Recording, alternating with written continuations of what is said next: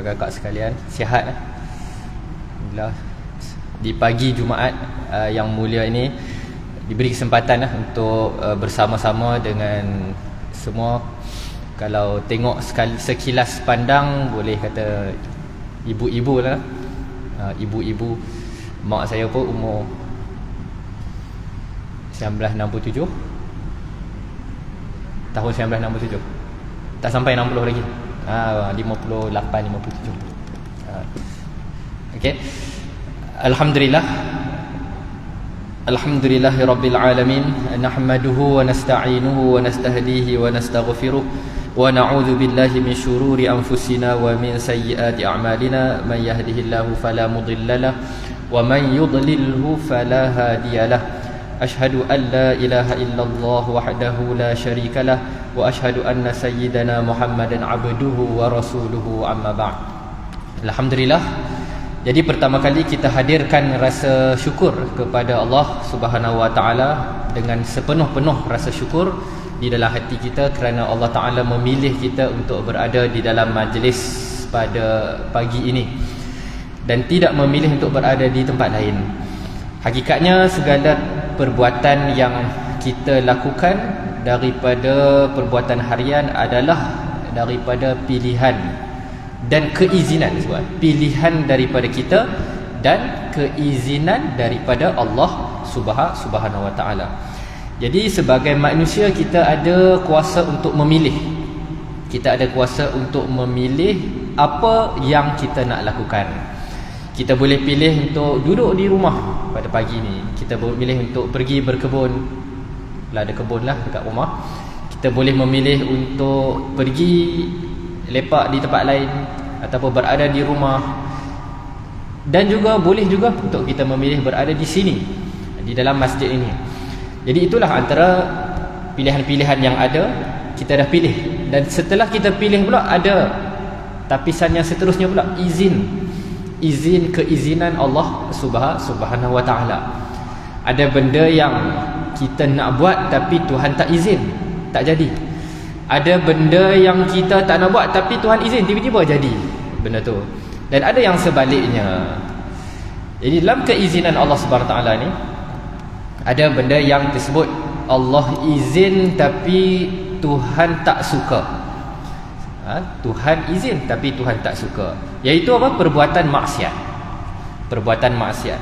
Benda maksiat ini bila kita nak buat dan kita buat, Allah izin berlaku tetapi Tuhan tak suka.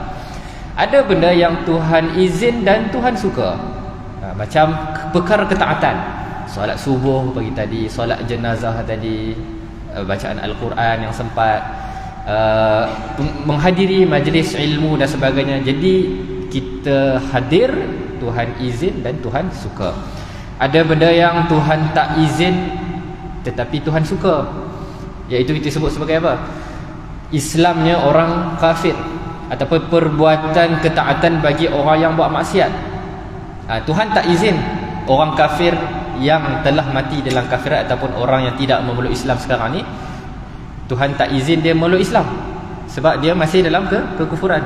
Tetapi Tuhan suka kalau dia memeluk agama Islam. Begitu juga ada yang Tuhan tak izin dan Tuhan tidak suka, iaitu kita sekarang ni berada dalam Islam dan Tuhan tidak izin kita berada di dalam keadaan kufur, tidak Islam, kufur kepada Allah Ta'ala, dan Tuhan tidak suka perkara tersebut. Jadi itu empat pecahan tadi. Kalau dia adalah pecahan kepada sifat iradat ataupun keizinan Allah Subhanahu Wa Ta'ala. Okay, menarik apa yang Ustaz Abdul Ghani sebutkan tadi mengenai tulisan. Kita tengok, bila kita tengok semua pegang pen ni, kita pun jadi semangat. Yang bercakap ni pun jadi semangat automatik. Nak cakap benda yang agar ibu-ibu semua boleh tulis di dalam buku tu, agar memenuhkan buku tu dengan nota catatan yang bermanfaat. Kata para ulama, sambungan ni tadilah,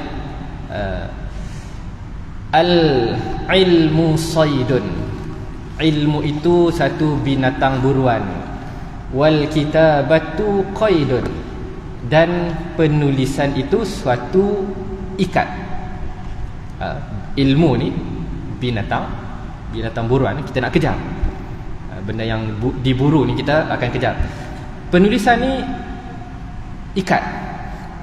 Kalau kita nak korban, AJK akan bawa tali. Tali baling kat kepala dia atau baling dekat kaki. Jadi nak ikat supaya tak lari.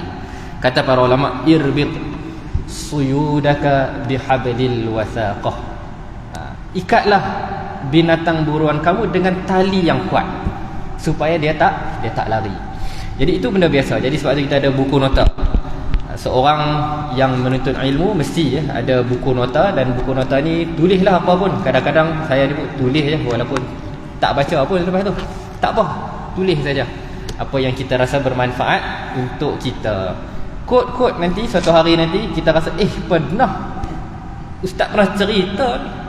Dekat mana apa tak ingat dah. Kat masjid mana, banyak sangat masjid kita pergi.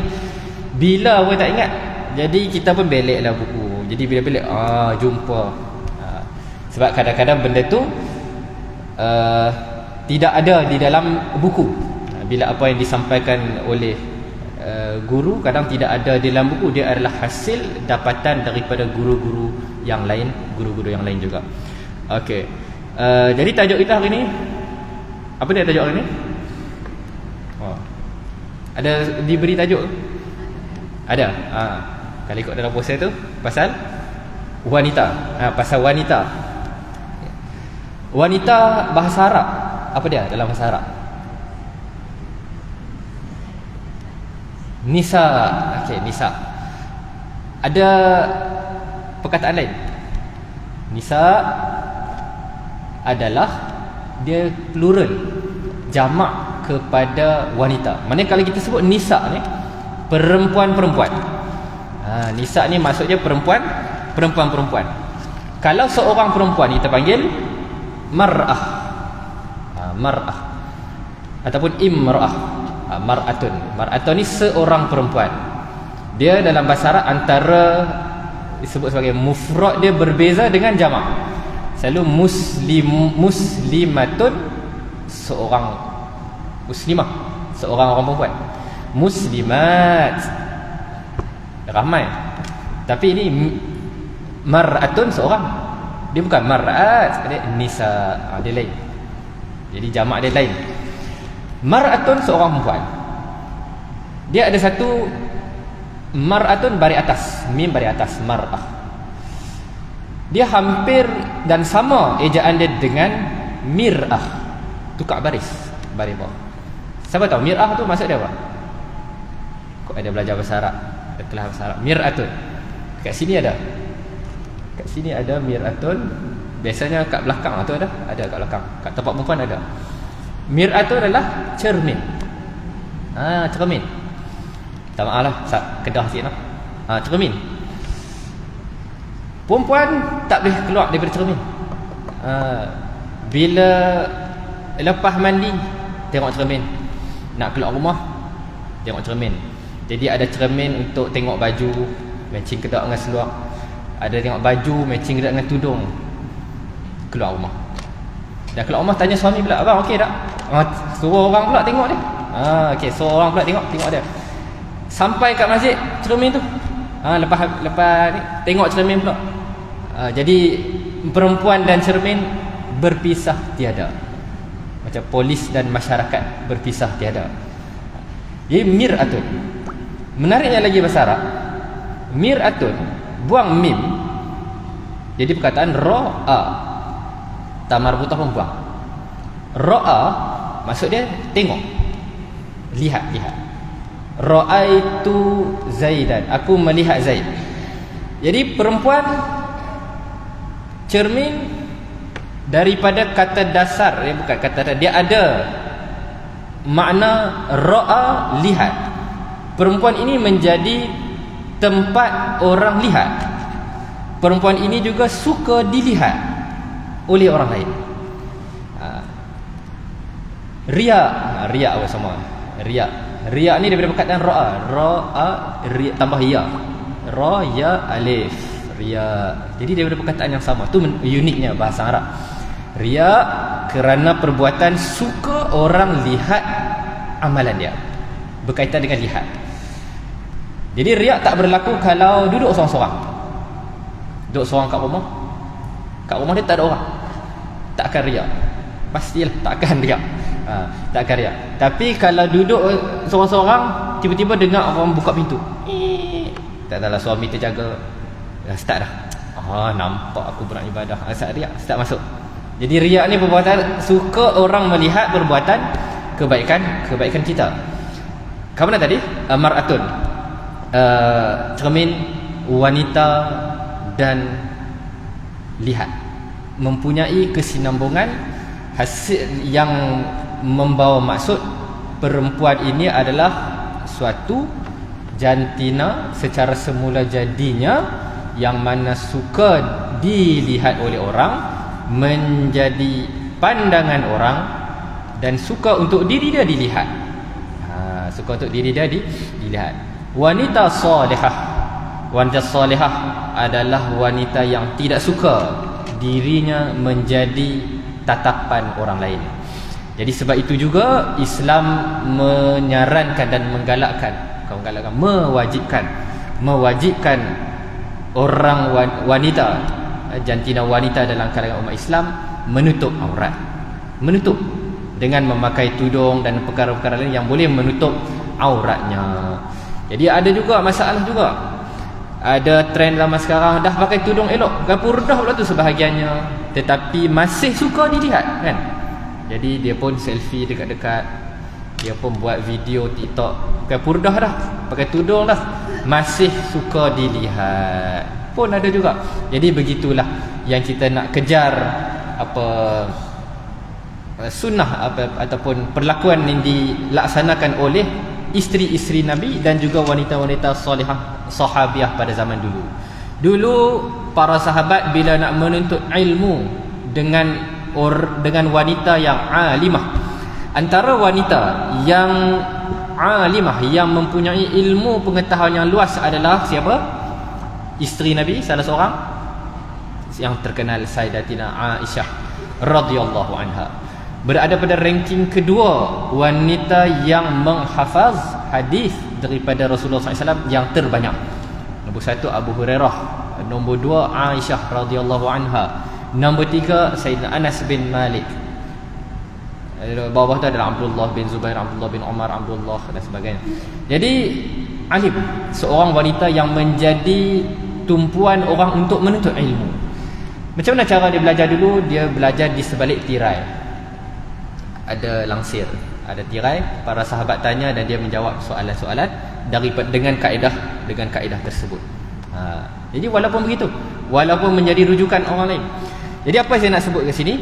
Okey, jadi kita masuk kepada tadi mukadimah mengenai fiqh wanita. Kita masuk sikit lagi. Bila sebut wanita, jadi kita punya masa 1 jam lah, lebih kurang tadi 9.30, 10.30, dalam 10 suku lah. 10 suku kita buka soal jawab. Lepas tu cukup beberapa soalan kita tutup dah lah, boleh? InsyaAllah. Wanita hilang dah. Isteri-isteri Nabi. Okay, isteri-isteri Nabi. Allah Subhanahu Wa Taala berfirman dalam Al-Quran, A'udzubillahi minasyaitonirrajim.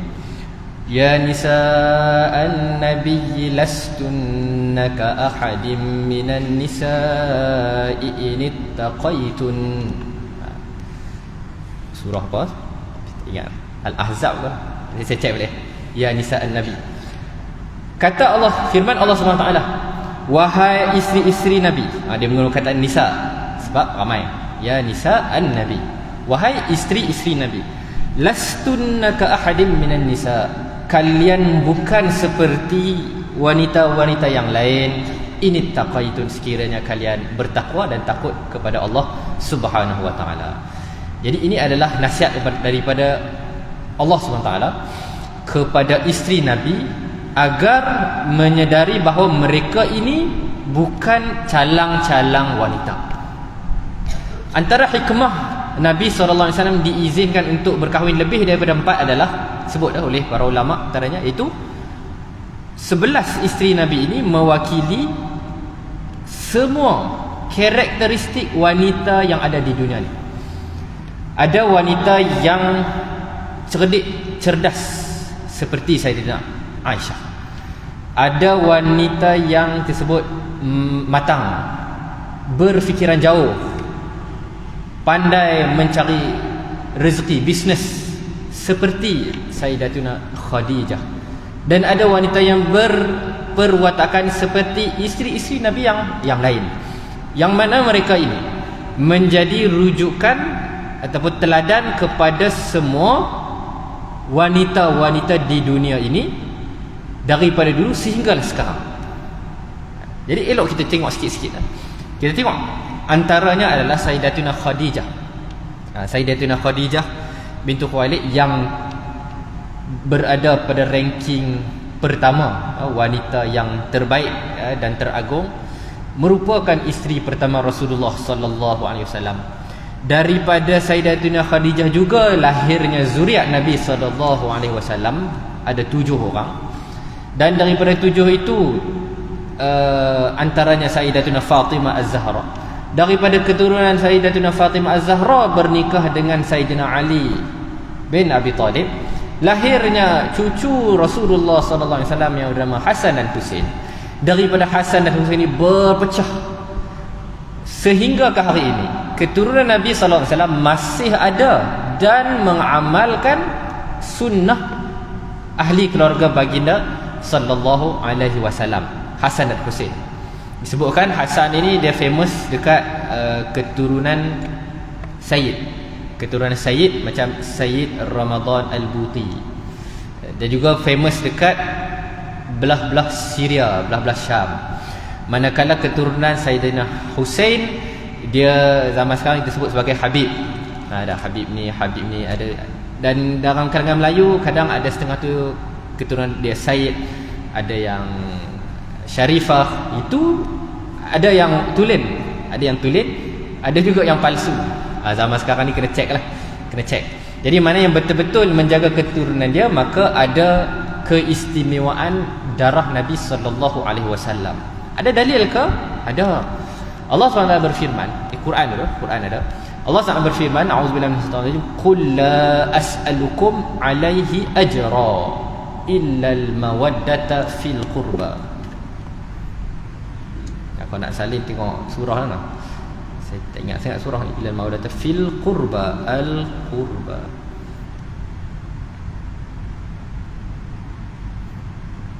Tak apa, nantilah.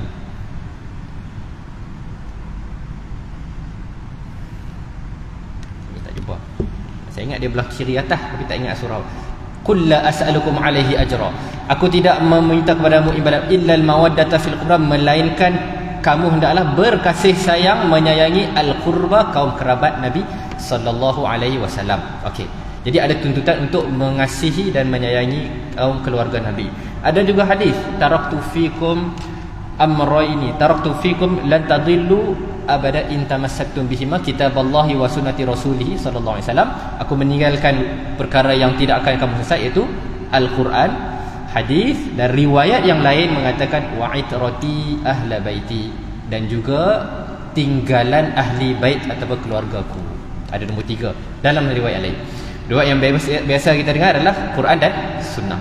Okey, baik. Jauh dah kita pergi, terpatah balik. Kat mana saya sebut kemuliaan Sayyidatuna Khadijah. Kemuliaan Sayyidatuna Khadijah dari sudut apa? Melahirkan zuriat sehingga menjadi ahli bait Nabi, dan tidak ada pada isteri-isteri Nabi sallallahu alaihi wasallam yang lain. Dan Sayyidatuna Khadijah ni antara sifat dia adalah dia bersifat, dia berpandangan jauh, dia bervisi, vision disebut, atau kita panggil istilah dia berfikir nanti macam mana. Maksudnya nanti macam mana. Jadi dah plan siap. Bukannya macam mana nanti, dah jadi ni, macam mana, dah jadilah macam mana. Dia fikir siap nanti macam mana, nak buat apa. Jadi apa antara vision yang Sayyidatuna Khadijah buat adalah, bila dia tahu mengenai Nabi sallallahu alaihi wasallam adalah lelaki yang baik, dia tahu dia adalah seorang janda ketika itu dan pernah berkahwin dan bercerai. Selepas itu ramai pembesar-pembesar Quraisy cuba untuk melamar Sayyidatuna Khadijah, tetapi tidak, ditolak. kerana melihat nak mencari calon suami yang sesuai. Jadi ini antara juga boleh juga kita ambil pelajaran, iaitu bila kita nak mencarikan, maksudnya calon suami lah, bukan calon suami untuk ibu-ibu, untuk bakal anak lah, mungkin bakal menantu dan sebagainya. Boleh untuk wanita yang mencari, seperti yang dilakukan oleh Sayyidatina Khadijah. Jadi bila nampak Nabi SAW ini baik, jadi dia pun offer untuk berniaga dan dihantar hambanya Maisarah dan pergi berniaga, dapat keuntungan. Jadi dia tanya mengenai perihal Nabi SAW dan dia hantar orang tengah yang boleh menghubungkan, untuk bertaaruf, untuk menghubungkanlah dengan Rasulullah sallallahu alaihi wasallam. Jadi pandangan jauh ada dalam kalangan wanita yang bersifat berpandangan jauh, kita tengok. Jadi kita boleh ukur daripada ciri-ciri Sayyidatina Khadijah ni, adakah kita macam Sayyidatina Khadijah ke macam siapa? Nak cari yang macam Sayyidatina Khadijah ni sikitlah. Kalau daripada 100 orang tu mungkin adalah seorang, atau mungkin daripada 1000 kot, no? Daripada 1000 adalah seorang yang macam Sayyidatina Khadijah yang salihah. Jadi kita bekerja untuk mencari, untuk menjadi sepertinya, yang bervisi, yang bukan semata-mata berjaya di dunia dari sudut perniagaan dan kekayaannya yang membantu Nabi SAW dah sekali, tetapi juga dari sudut visi akhiratnya, visi akhirat. Antaranya juga kita tengok Sayyidatina Khadijah ni. Sayyidatina Khadijah bila peristiwa Badul Wahyi, peristiwa penurunan wahyu, waktu Nabi SAW pergi beruzlah di Gua Hira, di Gua Hira, iaitu untuk beruzlah daripada kerosakan di Mekah. Dibekalkan, sediakan bekalan, dan suatu hari turun wahyu, iaitu malaikat Jibril alaihissalam turun dalam bentuknya yang asal, sehingga menakutkan. Kita panggil Rasulullah SAW rasa takut, ketak lah orang kata, ketak. Sebab apa? Sebab Nabi SAW tak pernah tengok, itu pertama kali Nabi tengok Jibril dalam bentuknya yang asal. Sebut dalam hadis Sahih Bukhari, sebut saiz ibarat setinggi langit dan bumi. Tengok kepada Nabi SAW. Kita ni jalan seorang-seorang nak pergi dekat gua, tiba-tiba nampak, dan dia panggil nama Muhammad, panggil nama pula. Macam mana kita? Kita lari tak ingat dah, bekal aku langsung tinggal lari. Jadi itulah yang berlaku sebagai seorang manusia. Jadi Rasulullah SAW pulang ke rumah, dan apabila melihat isterinya Sayyidatina Khadijah, disebut apa? Zammiluni, selimutkan aku. Bila suami tengok saja rupa isteri, kata para ulama, hilang separuh kegelisahan Nabi sallallahu alaihi wasallam. Tengok, separuh pada hilang. Suami kita balik tengok kita, separuh ketenangan dia hilang. Itu lain, bukan kegelisahan. Asal dia tenang, balik rumah, Allah gelisah dah. Itu. Jadi adakah kita macam Sayyidah Khadijah ataupun macam siapa? Jadi itu tengok. Jadi beruntunglah mereka yang menjadi sumber ketenangan suaminya, kerana disebut dalam hadis yang lain, sebaik-baik wanita adalah apabila dilihat maka menenangkan dia. Iza nazaraha tasurru, dia akan menenangkan seseorang tu bila melihat kepadanya.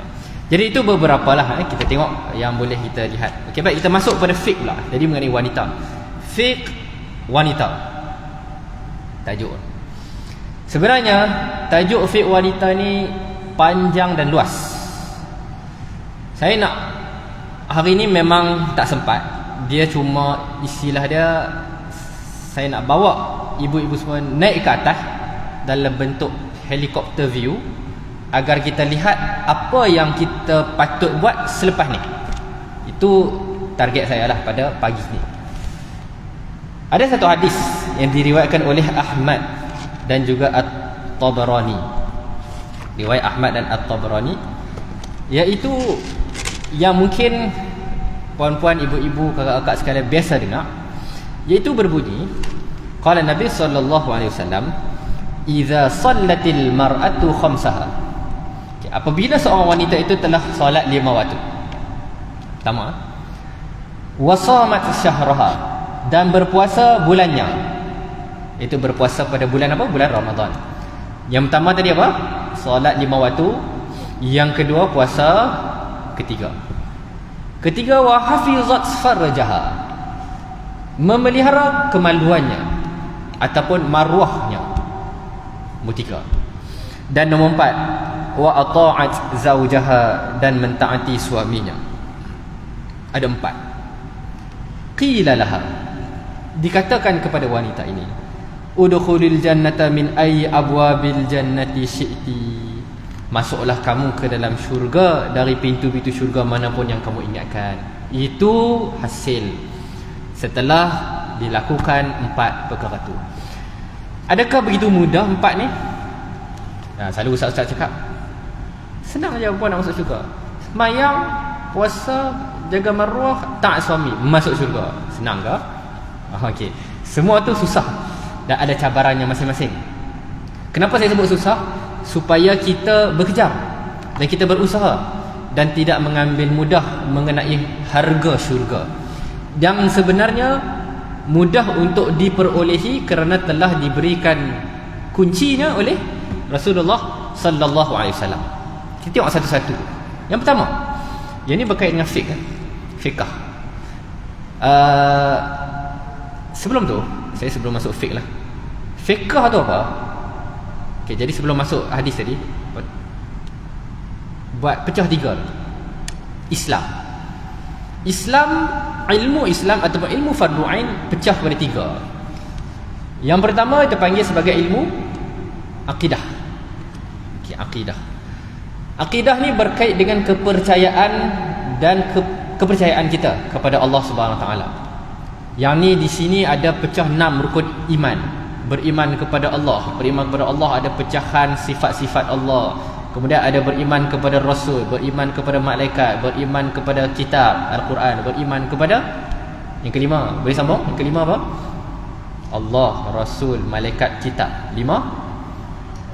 Qada dan qadar. Yang ke-6, hari kiamat. Okey, 6 hari kiamat dan qada dan qadar. Dan semua ni ada pecahan dia. Jadi ini adalah pecahan yang pertama, ilmu fardu ain di bawah pecahan rukun iman. Ilmu Islam tadi. Nombor 2 adalah fiqh. Ni fiqh kan? Fiqh ataupun nama lain dia sebut sebagai syariat, mempunyai pecahan rukun Islam yang 5. Mengucap 2 kalimah syahadah, solat, puasa, zakat dan haji. Okey, zakat dan haji. Dan yang ketiga, bahagian yang ketiga, iaitu akhlak dan tasawuf. Okey. Jadi tajuk fiqh wanita ni dia duduk kat mana? Yang nombor 2 tadi, fiqh. Bila tajuk fiqh ataupun fiqh ni dia adalah satu ilmu berkait dengan perbuatan zahir yang ada hukum haram, makruh, sunat, harus dan wajib. Daripada inilah kita nak pecah kepada hadis ni. Hadis yang saya bacakan tadi. Hadis ini menceritakan mengenai hukum hakam yang perlu dijaga.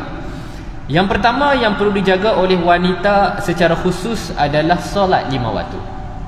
Okey, solat 5 waktu. Bila kita sebut solat 5 waktu, walaupun sebutnya senang, tetapi dia ada beberapa tanggungjawab yang perlu kita pastikan, iaitu keabsahan ataupun adakah solat yang kita lakukan ini sah ataupun tidak. Yang perlu untuk kita menuntut ilmu. Khusus bagi wanita, ada satu tajuk yang namanya fiqh darah wanita. Haid, nifas dan istihadah. Saya dipahamkan kat sini masjid ni dah ada kan kelas. Betul? Ustazah Falihah, dia setiap minggu setiap minggu ke sebulan sekali? Sebulan sekali. Boleh ngaji. Jordan juga tu. Sama Jordan, kawan isteri saya. Okey, fiqh darah. Sebab di sini menjadi disebut sebagai tanggungjawab seorang perempuan tu yang belajar, alhamdulillah. Di luar sana, ibu-ibu sekalian, ketahuilah ramai sangat dalam kalangan anak muda ke, anak tak muda ke, ibu muda, ibu tua yang mempunyai masalah dari sudut kefahaman darah ni.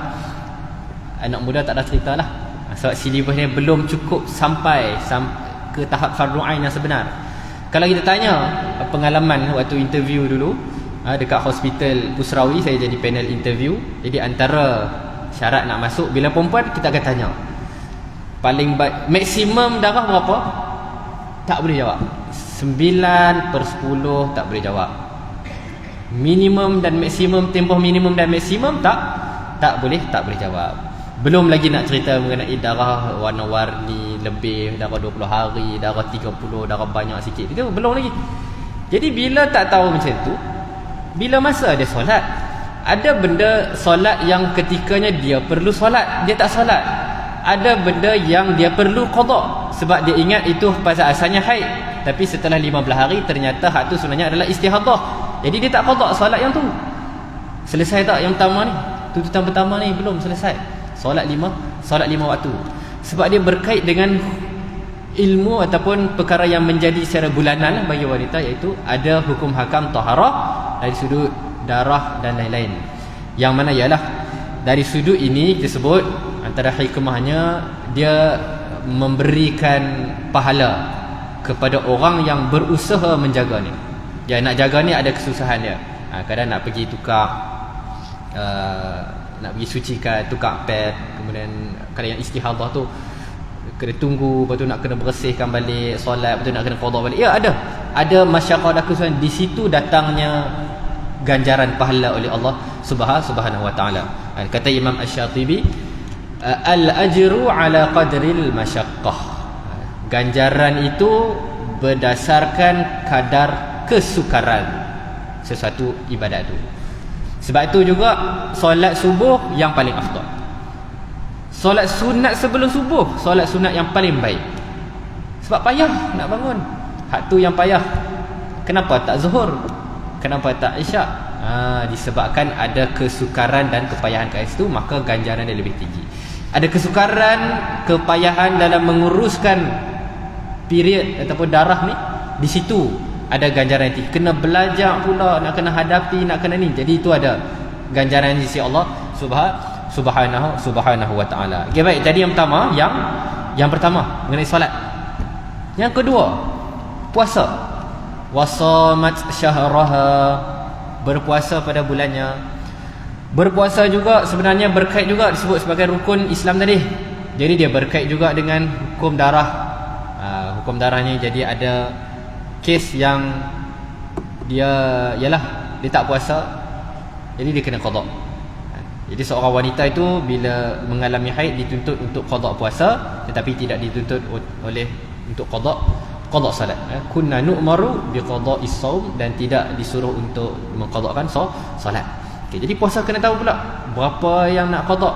Ramai, bukan seorang dua yang datang. Kadang-kala yang datang tu anak dia. Jadi anak dia datang, ya ustaz, mak saya ni tak puasa. Kadang sebulan tu 10 hari jelah, dia tak habis qada lagi dan dah meninggal dunia. Macam mana tu, apa yang kami nak buat? Itu mak dia. Ada kadang-kadang diri dia sendiri. Ustaz, saya ni dulu sebelum timbul kesedaran, saya malas lah puasa. Jadi dah 10 tahun, dia sekarang ni baru timbul kesedaran.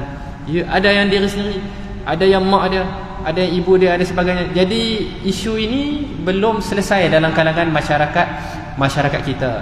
Itu ada tuntutan untuk menggantikan dan qada puasanya.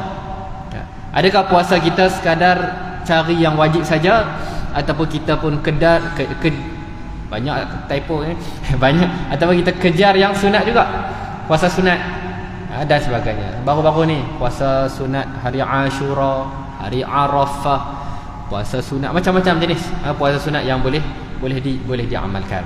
Okey, wasamat syahraha. Yang ketiga adalah sebut sebagai wa hafizat farjaha, memelihara kemaluannya, menjaga maruah. Erti lain maruah, Adalah satu daripada maqasid syariah adalah dia ada sebut sebagai hifzun nasal, menjaga maruah. Menjaga maruah ni berkait rapat dengan di sini ada hukum hakam berpakaian. Ada yang pakaian dia elok dekat rumah ataupun sama ahli keluarga, dekat luar tak elok. Ada yang terbalik. Ada yang dekat luar, tu dia dengan minyak wanginya, dengan make upnya, dengan maskaranya, lentiknya, dengan tudung berkelip-kelip. Balik rumah pakai tudung yang dah 10 tahun. Kat rumah. Kalau pergi kat rumah. Dekat rumah dengan suami pakai baju yang berumur 20 tahun. Nipih. Kalau tarik koyak. Yang nak kata nipihnya. Dekat luar pakai baju baru dan sebagainya. Jadi dia tersilap tempat berhias. Bukan kata tak boleh. Okey, ni bukan kata tak boleh. Tetapi disebut sebagai berhias ada kaedah dan hukum hakamnya. Disebut sebagai adakah perhiasan kita itu mencapai tahap tabarruj. Tabarruj ni berarti berlebih-lebihan dalam berhias. Ataupun perhiasan kita ini perhiasan yang dibenarkan. Kalau dibenarkan, alhamdulillah. Di situ ada sudut pakaian. Ada juga dari sudut suara, pergaulan antara lelaki dan perempuan. Kalau kita tengok di pejabat, alhamdulillah lah, kalau yang dah tak bekerja, tak masuk pejabat ni. Jadi salah satu daripada fitnah tempat kerja tu dah selesai dah. Duduk rumah dengan sahabat-sahabat muslimah ni, alhamdulillah aman daripada fitnah tu. Jadi mana yang masih bekerja? Yang bekerja ada kawan lelaki, ada kawan perempuan, gelak ketawa, tepuk tampar. Ini benda yang normalisasi di pejabat. Banyaklah. Tak terhad pejabat agama terkawal lah sikit. Kalau dekat JAIS, dekat pejabat mufti ni, alhamdulillah lah kita terkawal. Tak berani lah. Kalau yang bukan, yang pejabat yang biasa, pejabat yang non muslim pula, lagilah. Macam-macam jenis kisah kita dengar. Curang tak curang, curing, corong, semua ada. Kecurangan di tempat kerja kerap berlaku. Jadi menunjukkan betapa pentingnya wahafizat farjaha, memelihara maruah bagi seorang perempuan. Ya. Kita cerita perempuan, tak cerita lelaki lah, sebab di sini perempuan. Kadang ada orang tak berhati kata, asyik nasihat perempuan. Yalah, dah kuliah kita untuk perempuan. Kalau di kuliah untuk lelaki, kita akan nasihat lelaki. Lelaki perlu jaga pandangan. Lelaki perlu menunaikan nafkah dia. Nafkah, kalau cerita pasal lelaki yang tak bagi nafkah ni, berapa peratus dalam kalangan masyarakat kita yang tak selesai. Berapa banyak tanggungan yang dia nak hadapi nanti di akhirat kelak. Bukan sahaja isteri tuntut, anak-anak pun tuntut. Isteri tuntut dekat mahkamah ni okey lagi lah. Itu pun dah kat sana nanti. Kat sana nanti. Jadi tu ni lelaki. Jadi kita cerita mengenai perempuan kerana bersesuaian dengan audiens, agar kita boleh kena pada kita untuk apa yang kita nak ubah dalam kehidupan kita. Jadi ada hukum hakam dari itu mengenai sebut sebagai memelihara kemaluan ataupun memelihara maruah seorang wanita. Yang keempat ataupun yang terakhir, habis dah 10. Yang keempat dan yang terakhir adalah wa ata'at zaujaha, mentaati suami. Yang paling susah. Seseorang yang berkahwin dengan masalah suami tidak lari. Begitu juga suami dengan isteri tak lari dari masalah. Lebih lagi yang kat depan saya ni yang dah berumur, ada yang dah umur perkahwinan dia memang ada lah. Siapa yang lebih 20 tahun dah perkahwinan? Tu dua depan. Majoriti lebih seberapa? Lebih 30 pun ada kan? Yang lebih 30. Saya tak lahir lagi, ibu-ibu dah kahwin. Dah kahwin dah. Terlalu berpengalaman menghadapi pahit manis berumah tangga. Ada seseorang yang diuji dengan rumah tangganya pahit daripada awal. Daripada awal kahwin, mula-mula tu manis lah. Minggu pertama tu bulan pertama tu manis lagi. Lepas 6 bulan okey dah start dah. Lepas setahun kadar perceraian sangat tinggi dalam kalangan anak muda. Dulu mungkin kurang sikit, walaupun ada tapi taklah sampai tahap bercerai. Zaman sekarang ni anak muda ni umur perkahwinan 5 tahun ke bawah tinggi, sangat tinggi kadar perceraian. Sebab macam-macam jenis lah fitnah dengan media sosialnya. Kejap jumpa berwhatsapp dengan laki ni jumpa whatsapp dengan perempuan ni, jumpa kantoi kat Instagram kawan ni, kerja kat sini, macam-macam macam-macam jenis kekantoyan yang berlaku pada zaman sekarang. Dulu ialah suami kalau yang kerja kampung, kerja keluar rumah kat situ je lah dia jalan, kat situ dia jalan. Jadi kalau nak ni pun dengan kadang orang di sekitar dia lah. Okay, jadi zaman sekarang lebih berbahaya. Bila sebut gitu, wa ata'at zawjaha, suami merupakan ujian terbesar bagi seorang wanita. Seorang wanita. Sebab itu bila yang datang di pejabat agama disebut mengenai masalah perkahwinan, masalah suami, ya, sangat masalah. Ada yang masalah dengan nafkah. Dan bila kita kaji hampir majoriti, lebih 50% atau 80%, masalah suami berpunca daripada nafkah yang tak selesai. Selalunya bila nafkah selesai, ialah kadang-kadang ada 20% tu yang suami dia kaya, jadi dia bagi duit. Ada masalah lain lah, masalah dari sudut panah baran, dari sudut kontrol dan sebagainya. Ini masalah kat situ kurang. Tak seteruk orang yang tak diberi nafkah ni. Jadi ada zaman sekarang ni yang isteri kena kerja cari duit, suami kerja berjoli dengan ni, macam-macam masalah kerana sebut sebagai cabaran wanita itu pada suaminya. Okey, pada suaminya. Dan siapa yang berjaya mentaati suami, pahalanya sangatlah besar. Dan di sini tertakluk hukum hakam. Kalau nak belajar secara detail, ada kitab namanya kitab Muhimmah. Macam mana hukum meminta izin dengan suami, bila kena minta izin, nak guna duit, nak keluar rumah, nak nafkah, merasa cukup dengan pemberian suaminya, mendahulukan kepentingan suami berbanding dirinya, berhias untuk suami, menyayangi anak-anak, tidak mencari dan sebagainya. Jadi ada kat situ pecahan-pecahan yang sangat banyak yang boleh dipecah-pecahkan di bawah kunci yang keempat, wa ata'at zaujaha, dan mentaati suaminya. Okey, jadi kesimpulannya, panjang dah tu. Kesimpulannya, ibu-ibu sekalian, syurga ini mahal harganya. Okey, syurga ini mahal harganya.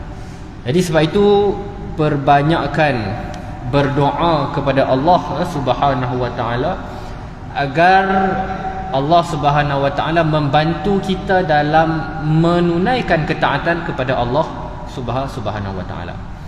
Mereka yang lidahnya banyak menyebut nak masuk syurga, ya Allah masukkanlah aku ke syurga, ya Allah bantulah aku dalam mengerjakan ketaatan, ya Allah ampunilah. Sebanyak mana dia sebut, sebanyak itulah Tuhan akan pandang dia. Kalau orang yang sebut syurga sebulan sekali, bila datang masalah barulah ya Allah tak apalah nanti syurga dah. Sebulan sekali je sebut syurga. Selepas itu sebut harta-harta dia lah, kereta ada, rumah ada, duit ada, melancong sana sini. Jadi sebut syurga sekali-sekala. Jadi sekali-sekala lah yang Tuhan nak bagi syurga dekat dia. Ada orang yang sebut syurga setiap hari. Setiap hari minta ke Allah, ya Allah berikanlah syurga, ya Allah berikanlah syurga. Jadi Allah akan memberikan sesuatu kepada orang yang meminta dengan kadar banyak mana dia minta kepada Allah Subhanahu wa taala. Jadi kebiasaannya lagi banyak ujian yang diberikan, lagi mendekatkan seseorang kepada Allah Subhanahu wa taala. Itu yang kebiasaan, dan itu antara hikmah kepada ujian. Ada orang yang ditimpa ujian, tetapi ujian itu menjadikan lebih jauh dia kepada Allah. Ini rare, pelik dan gagal lah seseorang ni. Bila dia uji, maka menyebabkan dia lagi tak percaya Allah, lagi jauh daripada Allah.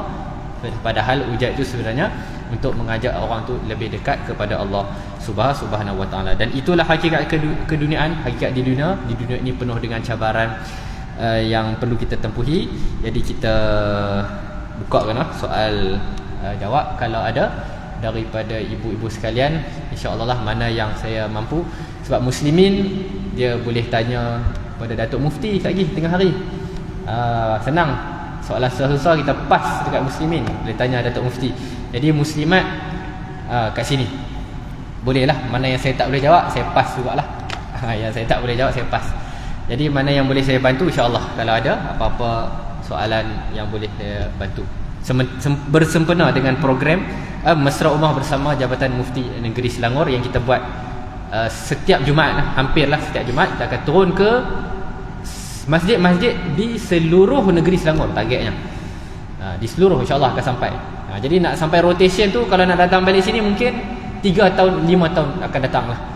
Nak pusing berapa ratus masjid, seminggu, sebulan 4 minggu, setahun berapa minggu je. Jadi nak rotate tu dah lambat insya-Allah. Okey, buka lah.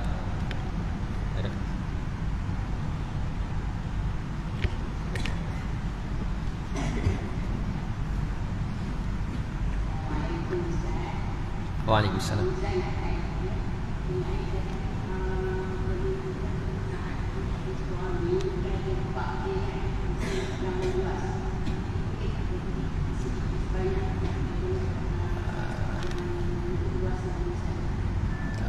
Macam mana tak jelas 4 dekat temu. Okey.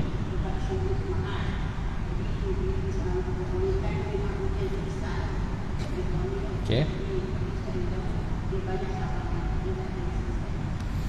Cabangnya apa? Okey, cabangnya saja. Iaitu adab-adab seperti biasa, iaitu adab-adab isteri kepada suami. Antaranya di sudut meminta izin. Pertama, meminta izin. Izin ni ada izin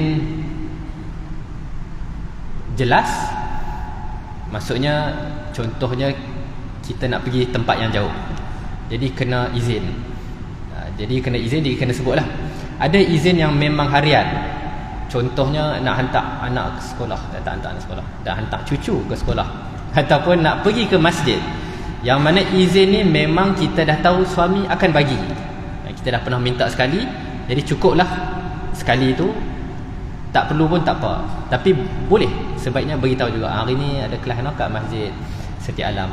Tapi kalau memang kita dah tahu, disebut al-ilmu bir-ridha, kita tahu bahawa suami itu ridha, jadi tak ada masalah, tak adalah setiap kali nak keluar rumah WhatsApp, tak kena. Jadi ya, kita sebut izin yang kebiasaan. Tapi kalau luar biasa, hari ni nak pergi masjid Kuala Lumpur, okey, kita minta izin lain lah. Minta izin lain. Jadi itu antaranya lah. Antara yang lain adalah berhias dan hubungan suami isteri. Sebut hubungan badan suami isteri. Kalau dari sudut ni sebenarnya dia tak kira umur. Kita tengok, dia tak kira umur, muda ataupun tua. Jadi hubungan badan ni antara yang disebut sebagai tanggungjawab isteri kepada suami. Sebab akad nikah itu sendiri disebut al-aqdu yubihul istimta', akad yang mengharuskan persetubuhan suami isteri, dan boleh slow talk dengan suami. Dan bagi lelaki, ya, itu adalah benda yang paling penting.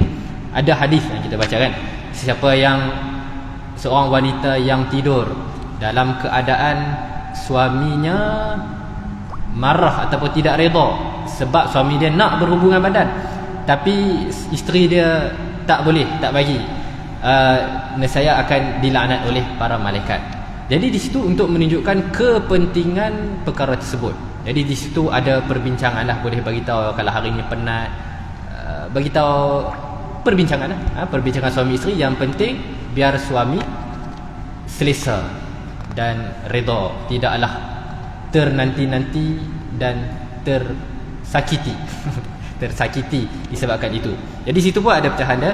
Dan yang lain seperti hukum hakam suara, mengangkat suara dan sebagainya. Anak-anak, mendidik anak-anak, menghormati kedua orang tua suami mertua. Ni cabaran besar ni. Mertua dengan menantu perempuan memang banyak kes lah. Banyak kes masalah. Ada yang masalah itu datang daripada menantu perempuan itu sendiri, ada masalah itu datang daripada mertua itu sendiri. Dan ada kes yang saya dengar, mertua itu sesuai lah kalau yang mana ada menantu, yang mertua dia orang rajin pergi kelas, rajin mengaji, tapi bila dengar cerita perempuan ni macam betul ke pergi kelas, dari sudut contohnya memaksa anak isteri balik kerak lah, balik kerak. Ada yang ibu yang memaksa anak bagi duit dalam keadaan ibu sendiri ada duit. Jadi ada kes yang mana anak wajib menanggung ibunya apabila ibunya tidak ada duit. Ya, tanggungjawab nafkah akan balik kepada anak kalau suami tak ada lah. Jadi ada yang tidak. Ada kes yang bila jadi begitu, dia akan menyebabkan rumah tangga anak rosak sehingga mereka hampir bercerai, ataupun ada yang dah bercerai disebabkan campur tangan keluarga mertua. Okey, jadi ini juga disebut dalam kitab ni, termasuk di dalam adab seorang isteri terhadap suaminya yang berkait dengan sebut. Itu wallahu alam sikit sebanyak. Ya saya.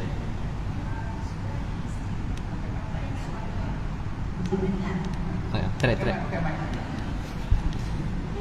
Suami isteri yang kuatkan suami, Okey. idahnya bermula selepas meninggal suami.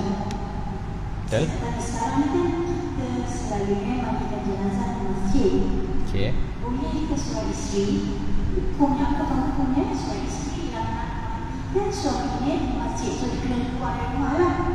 Lepas suami Dia boleh keluar rumah di tempat yang kebiasaan lah.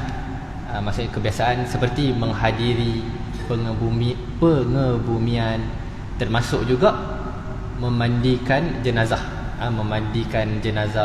suami. Jadi itu termasuk dalam keperluan. Tidaklah bila tak boleh keluar rumah tu tak boleh langsung melangkah. Maksudnya tak boleh keluar ke tempat yang luar biasa. Contohnya main bowling. Suami baru mati semalam, hari ni kawan-kawan ajak, jomlah kita main bowling. Okey, tu contoh. Ataupun keluar jauh-jauh melancong dan sebagainya. Jadi boleh ada benda harian macam contoh wanita yang bekerja, ada perbahasan yang tak bekerja tak ada isu lah. Yang bekerja pun ada perbahasan juga. Sebab tak mungkin sebuah syarikat itu nak membiarkan seorang pekerja dia bercuti 4 bulan 10 hari dalam tempoh kematian suami. Isteri ni pun perlu bekerja, jadi dia boleh pergi bekerja dan balik ke rumah tanpa pergi ke tempat lain. Jadi itu keharusannya. Ya, boleh.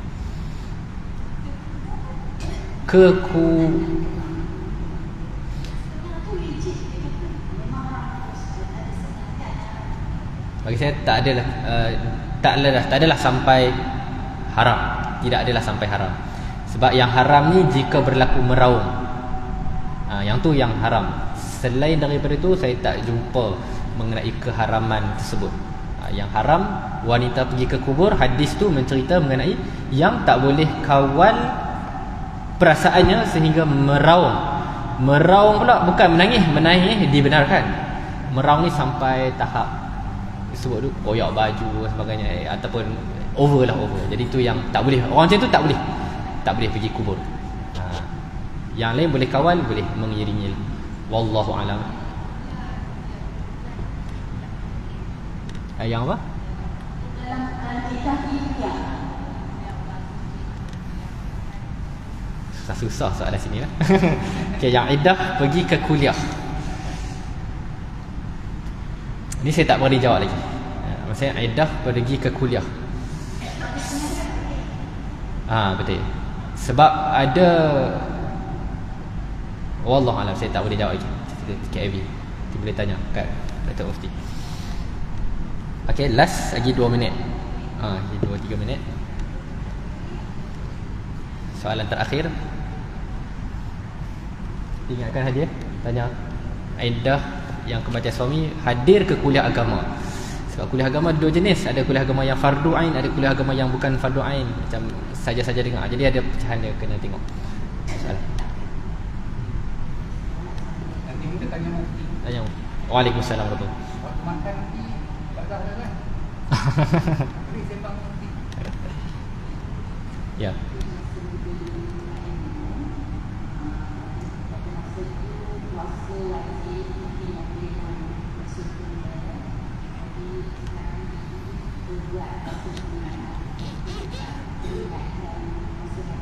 Okay. Bila kita ada tanggungan puasa wajib yang perlu didahulukan dan yang lebih afdal adalah niat puasa wajib. Sebab bila kita niat puasa qada, iaitu kategori dia puasa wajib, pahala yang kita dapat adalah pahala wajib, bukan pahala sunat. Malah ada perbincangan, kalau kita nak qada puasa pada hari puasa sunat yang banyak kelebihannya, contoh hari Arafah diampunkan dosa setahun kemudian, hari 10 Muharram diampunkan dosa tahun yang lalu. Ada perbincangan, ini ada khilaf ulama lah. Sebagai ulama mengatakan kita niat puasa wajib dapat juga pahala puasa sunat, ganjaran tu. Jadi ala kulli hal, bila kita ada tanggungan puasa wajib, bila kita nak puasa sunat je, niat puasa wajib lebih baik. Lebih baik, iaitu menyelesaikan dulu semua tanggungan yang wajib. Benda yang sama berlaku dekat solat. Ramai yang solat fardu dia banyak tertinggal. Jadi bila nak solat sunat je, niat wajib, pahala dia lebih tinggi. Nak solat tarawih, niat solat 2 rakaat, niatlah subuh. Jadi kalau hari tu dapat 20 rakaat, dapat 10 kali subuh 10 hari punya. Jadi catatlah. Kalau nak buat solat sunat, jadi niat puasa solat wajib adalah lebih baik dan lebih afdal. Sebab dalam bulan Ramadan sebut digandakan amalan wajib, digandakan sehingga 70 kali ganda, amalan sunat digandakan sehingga setaraf dengan wajib. Itu bulan Ramadan. Maknanya ibadah wajib dan sunat ada ranking pahala yang berbeza. Jadi kejar yang wajib dulu sebelum sunat. Tak ada masalah kalau nak buat juga yang sunat, tak ada masalah, cuma rugi kita. Wallahu ta'ala a'lam. Ya, jadi yang baik daripada Allah Subhanahu Wa Taala, yang lemah dan kurang daripada saya sendiri. Jadi saya serah semula kepada Ustaz Abdul Ghani untuk sepatah dua kata. Jadi itu sahaja lah ya, yang saya boleh sampaikan pada pagi ini. Assalamualaikum warahmatullahi wabarakatuh. Waalaikumsalam warahmatullahi wabarakatuh.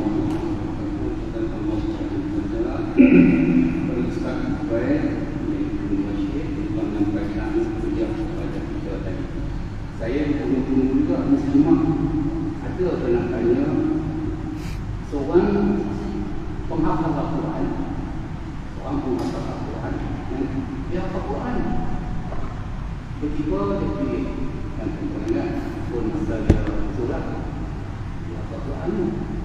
Kalau apa nama tu nifas, lebih 40 hari dia tak baca Quran, tak apa semua boleh. Kalau lah yang mengalihkan macam biasa 15 hari, mungkinan dia tak lupa lagi. Jadi boleh tak dia baca Quran. Perempuan tak tanya, saya pun lepas tu nanti saya memang ustaz. Baik, untuk menjimat tadi jawapan tu saya, waktu saya belajar di Majelis Islam, dia kata bagi perempuan yang menghafal Al-Quran, sekiranya dia terbukti dia tinggal terus.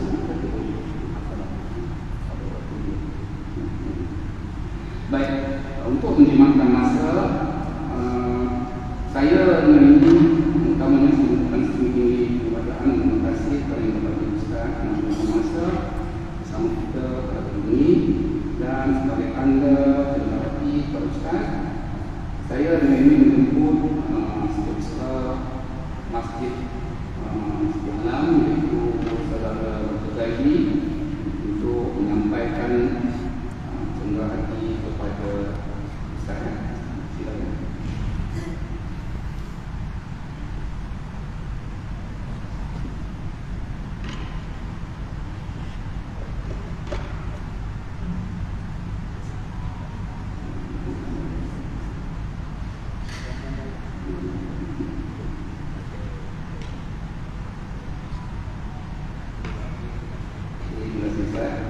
InsyaAllah kita harap pertemuan ini bukan tak merupakan pertemuan yang terakhir Ustaz.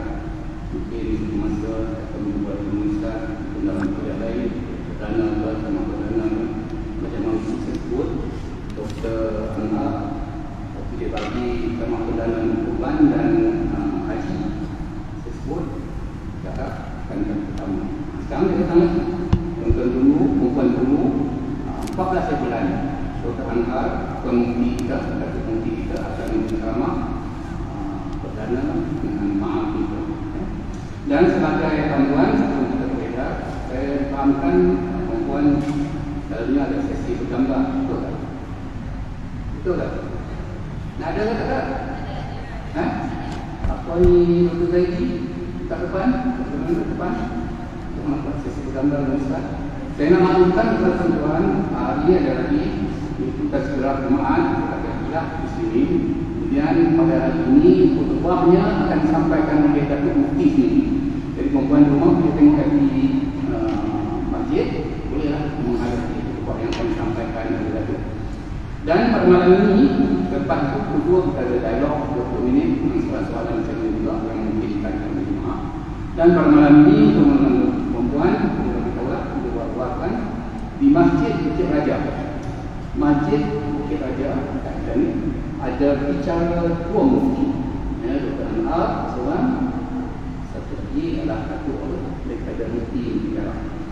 Jadi bicara dua mufti berkenaan dengan fitrah daripada peristiwa Islam. Jadi yang mana berlapangan di malam nanti persidangan dalam Bukit Raja pun terakhir lepas seberang jalan. Baik, dengan itu kita tamatkan di sini yang bertasbih kifar dan juga surah Al-Asr. Subhanallah wa bihamdihi, subhanallah wa bihamdihi, asyhadu an la ilaha illa anta, astaghfiruka wa atubu ilaik. Bismillahirrahmanirrahim. Wa ma'asyirin muslimin wal ladzina amanu